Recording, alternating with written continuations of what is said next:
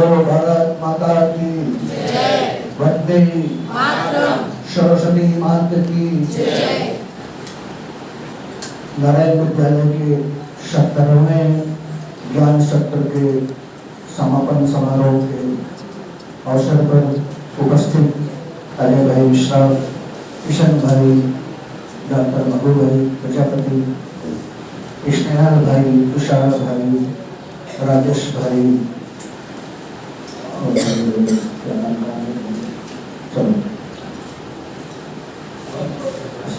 सभी मंच पर विराजमान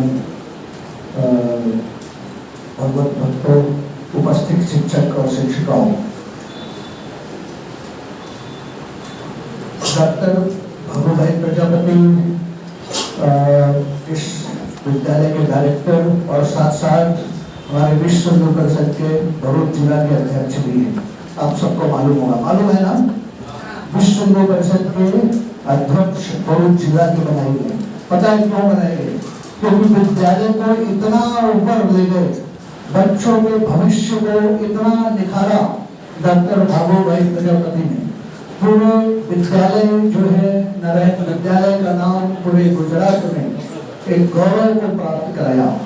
ये इनका जो संघर्ष पुरुषार्थ ये सचमुच अद्भुत है।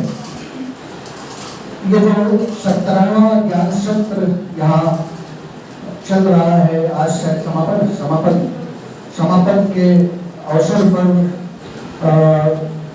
और इस दरमियान कितने दिनों से चला? 2 दिन से चला। 2 दिन से जो चल रहा है, कल और आज, इसमें सभी शिक्षकों ने शिक्षिकाओं ने जो प्रेजेंटेशन दिए, बच्चों के भविष्य को कैसे निखारा जाए, उनको कैसे परम उपलब्धि तक, देखो मैं संत हूँ तो आधी उपलब्धि की बात नहीं करूंगा, परम उपलब्धि तक, सर्वोच्च उपलब्धि तक हमारे पुत्र, हमारे विद्यार्थी कैसे पहुंचे, ये हर एक शिक्षक का और शिक्षिकाओं का ये पहला कर्तव्य है। मैं बहुत ज्यादा आगे पीछे नहीं जाना चाहता। मेरा तो जो आध्यात्मिक क्षेत्र है उसको से ये एक सजेशन यहाँ दे सकता हूँ, तो ये कि हमारा जो ये स्थूल शरीर है, इसके बाद एक कारण शरीर, सूक्ष्म शरीर और कारण शरीर, 3 शरीर हैं। एक जो हमें दिखाई दे रहा है ये स्थूल शरीर, दूसरा सूक्ष्म शरीर और तीसरा कारण शरीर। हम जो अभ्यास करते हैं, जो पढ़ते हैं और पढ़ाते भी हैं, पढ़ाना और पढ़ना दोनों एक सिक्के के 2 पहलू हैं।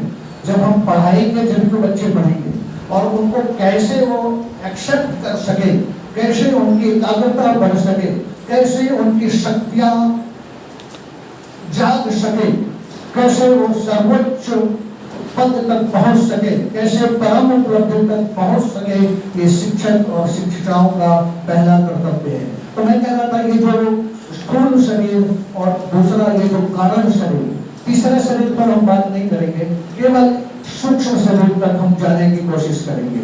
स्थूल शरीर से तो हम सारा व्यवहार करते ही हैं, पढ़ना और पढ़ाना, लेकिन अंदर जो है स्थूल शरीर के अंदर सूक्ष्म शरीर, अगर हम उसे छू जाएं, वहां तक हम पहुंच जाएं, उस पर गोते लगाना एक बार सीख जाएं, तो हमारा पढ़ाना और पढ़ना दोनों अति महत्वपूर्ण हो जाएगा। आप सब जानते हैं भगवान राम जब अपने गुरु वशिष्ठ जी के पास गए, तो गुरु ग्रहण गए पढ़न रघुराई, अल्पकाल विद्या समाई। थोड़े समय में सारे क्षेत्रों पर, सारे सब्जेक्टों पर भगवान राम ने PhD कर ली। मैं आप सब भी बच्चों को इतना जल्दी नहीं पढ़ा देना कि PhD कर लें, लेकिन एक बात है, क्योंकि उनके वशिष्ठ जी जो थे भगवान को योग सिखाते थे, कैसे वो स्थूल शरीर तक जा सके, कैसे उनकी जो है क्षमता बढ़ सके, कैसे उनकी शक्तियां जाग सके, कैसे एकाग्रता बढ़ सके, ये भी साथ साथ सिखाते थे। हमें भी अपने बच्चों को, विद्यार्थियों को कैसे एकाग्रता बढ़े, उनकी शक्तियां कैसे बढ़े, अंदर की जो शक्ति है, जो जिज्ञासा है, जो उत्कंठा है, वो कैसे बढ़े, ये भी इस दिशा पर भी हमें कुछ चिंतन और कुछ उपाय करना चाहिए। कृष्ण को आपने देखा होगा, जब मथुरा से कृष्ण भगवान और उनके बलराम दोनों पैदल चलकर उज्जैन आए और उनके जो टीचर थे, उनके जो गुरु थे, कौन थे? कृष्ण भगवान के गुरु का नाम बताएं। आप सबसे भी क्या है, जरा वार्तालाप करना चाहता हूँ। क्या नाम था? संदीपनी ऋषि, कृष्ण भगवान के गुरु।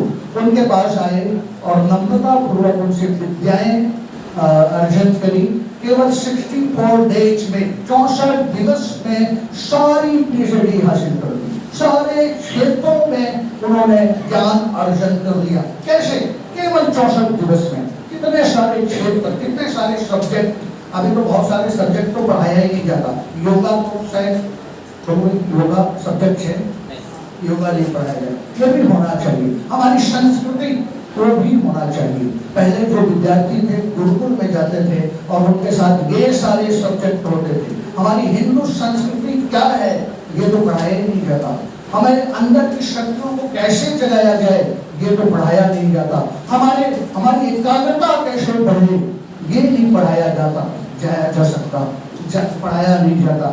हम बच्चों को लंच हो जाता है, भूख लगने लगती है, बच्चे लोग अगर लंच 1 घंटे लेट हो जाए तो बच्चे एकदम उन्हार से जाते हैं। लेकिन पता है योग में एक शक्ति है, कंठ कूपे क्षुत पिपासा निवृत्ति। कंठ कूप पर मेडिटेशन करने से, एकाग्रता करने से, कंठ कूप कहाँ है? ये जो हमारे गले पे ये जो है ना उभरा हुआ स्थल, इसे योग की भाषा में कहते हैं कंठ कूप। और योग सूत्र का एक सूत्र है कंठ कूपे क्षुत पिपासा निवृत्ति। कंठ कूप पर ध्यान करने से आप बच्चों को सिखा दें कि 15 मिनट कैसे कंठ कूप पर ध्यान करना है, तो पता है वो 2, 4, 6 घंटे तक, 2, 4, 6 घंटे नहीं, 4, 6, 8 दिन और 15 दिन और 1 महीने तक वो बिना भोजन के एकदम प्रसन्न चित्त और एकदम फ्रेश वो रह सकते हैं। तो कितनी हमारी विद्याएं हैं। तो मैं इशारा करना चाहता हूँ ताकि हमारे बच्चों की दिशा और दिशाएं दोनों बदलें। अगर हमारे अंदर हम सूक्ष्म शरीर की तरफ जाएं, तो मैं कह रहा था कैसे जाएं सूक्ष्म शरीर की तरफ। हम देखेंगे, आप सोच रहे होंगे क्या जरूरत है सूक्ष्म शरीर में जाने की, ये स्थूल शरीर है ना। लेकिन नहीं, हमारे तुलसीदास जी को सुना जो ध्यान करते थे, जो भगवान का नाम लेते थे, और उन्होंने हनुमान चालीसा में लिख दिया था युग सहस्त्र योजन पर भानु। क्या लिखा? पृथ्वी से सूर्य की कितनी दूरी है? युग सहस्त्र। युग एक गणित है, 4 युगों का है, उसका एक कैलकुलेशन करना पड़ेगा। लेकिन योजन तो आप जानते हैं, योजन, कोस और किलोमीटर ये सब जानते हैं। तो सहस्त्र योजन, पृथ्वी से सहस्त्र योजन प्लस युग जोड़ दिया। उसका जो अभी अमेरिका ने उसका पूरा कैलकुलेशन किया और गणित निकाला, ठीक इतना जितना अमेरिका का जो वहां पर जाके अभी अमेरिका ने जो रिसर्च किया और पृथ्वी से सूर्य की दूरी निकाली, ठीक उतनी दूरी जो है हमारे तुलसीदास जी ने हजारों साल पहले बैठकर गंगा के किनारे रेती में बैठकर, ना कोई टेक्नोलॉजी, ना कोई यंत्र, ना कोई विज्ञान, लेकिन अंदर की सुसुप्त शक्तियां और अंदर का सूक्ष्म शरीर उनके अंदर से ये बता दिया कि कितनी दूरी थी पृथ्वी और सूर्य की दूरी। ये अभी अमेरिका ने बताया। हाँ, अभी जो अभी रिसर्च कर रहे हैं हमारे भारत से और अमेरिका से और रूस से कि चंद्रमा तो चलो ठीक है वहां पहुंच गए, लेकिन और भी दूसरे ग्रह भी हैं, 9 ग्रह हैं। अभी कुछ ढूंढा है 3-4 को, बाकी को तो अभी ढूंढना बाकी है, कहाँ है, कितने हैं, कौन से हैं, क्या नाम, ये अभी ढूंढा भी नहीं। लेकिन हमारी हिंदू संस्कृति में ये बहुत पहले बता दिया गया था कि 9 ग्रह हैं। और पूजा की शुरुआत के समय कोई भी शुभारंभ हम करते हैं, कोई भी कार्य की शुभारंभ हम करें, विद्यालय का ओपनिंग करें, सुबह विद्यालय की बच्चों के पढ़ाने की शुरुआत करें, तो भी अगरबत्ती, धूप, दीप और 9 ग्रह का रटन यानी उनका उच्चारण भी कर लिया जाता है। क्योंकि हमारे ऋषियों ने पहले से बता दिया कि 9 ग्रह हैं और उनकी रेंज मनुष्य के जीवन पर कैसे पड़ती है, उनका कुप्रभाव कैसे होता है, उनकी माइनस, उनकी जो निगेटिव एनर्जी है, उनकी निगेटिव ऊर्जा जो है कैसे मनुष्य के शरीर में पड़ती है और क्या प्रभाव होता है और उसका समाधान कैसे है, और कैसे सात्विक एनर्जी यानी पॉजिटिव एनर्जी हमारे शरीर में कैसे पड़ती है, उनका क्या लाभ है और कैसे ज्यादा से ज्यादा पढ़े, उसके लिए भी हमारे ऋषि मुनियों ने इसे खोजा, उसकी भी पुस्तकें निकाली, उसका भी अभी कई विश्वविद्यालयों में वो भी पढ़ाइयाँ शुरू हो गई है। ये हम हिंदू संस्कृति की बात करते हैं, पता है कई देशों में हमारी जो संस्कृति है, संस्कृत जो पाठ्य है, सब्जेक्ट है, उसको भी पढ़ाया जाने लगा, क्योंकि संस्कृत की जो पुस्तकें हैं, संस्कृत की जो ज्ञान है उसमें वो देव भाषा कही गई है, और उसमें भी बहुत ऐसे रहस्य हैं और ऐसे रिसर्च हैं जो आपके पाठ्य पुस्तकों में मिलना, खोजना बहुत नामुमकिन है। बहुत समय ना लेते हुए मैं तो ये कहना चाहता हूँ कि ऐसी शक्तियों को हम कैसे प्राप्त करें। हर शिक्षक और शिक्षिकाओं को चाहिए कि ऐसी शक्तियों को प्राप्त करने के लिए हमें सूक्ष्म शरीर की तरफ जाना होगा। कैसे हम सूक्ष्म शरीर की तरफ जाएंगे, बहुत सारे उसके विधि हैं, वो सब विधियों की तरफ हम नहीं जाएंगे क्योंकि हमें बहुत सारे सब्जेक्टों को भी पढ़ाना होता है, लेकिन हम एक उद्गीत प्राणायाम, ओम का गुंजन, एकदम सरल और सचेत, एकदम जिसमें प्राणायाम भी होता है, हमारे अंदर की जो निगेटिव ऊर्जा है वो बाहर निकलती है और कैसे पॉजिटिव ऊर्जा हमारे अंदर आती है, केवल एक सरल ओम के गुंजन मात्र से होती है। तो हम सब यहाँ एक बार ओम का गुंजन करेंगे ताकि एक ओम जो है हमारे परमात्मा का स्वरूप है, और कैसे हम स्थूल शरीर से सूक्ष्म शरीर की तरफ प्रवेश करेंगे, कैसे एकाग्रता को प्राप्त होंगे, कैसे हम ज्यादा शुद्ध हो सकेंगे, कैसे ज्यादा हम पवित्र हो सकेंगे, कैसे हम एकाग्र हो सकेंगे, इस पर 5 मिनट की एक विधि करेंगे और इसी के साथ हमारा ये आशीर्वचन भी पूरा होगा। सब लोग आंखें बंद करेंगे, तर्जनी उंगलियां मुट्ठी के साथ सीधे बैठ जाए, नीचे सीधी सांसों को एकदम अपने सीने में भरे, पेटों में नहीं सीने में भरना है और सांसों को निकालते हुए, ताकि हमारी निगेटिव ऊर्जा बाहर की तरफ निकले। और पता है बाहर की तरफ निकल के कहाँ जाएगी, इसे पूछा कि जाती कहाँ है। जो लोग चुपचाप बैठे रहेंगे, ये ओम का गुंजन नहीं करेंगे, उनके अंदर प्रवेश कर जाएगी। ठीक है, सावधान लेना, सभी को करना है।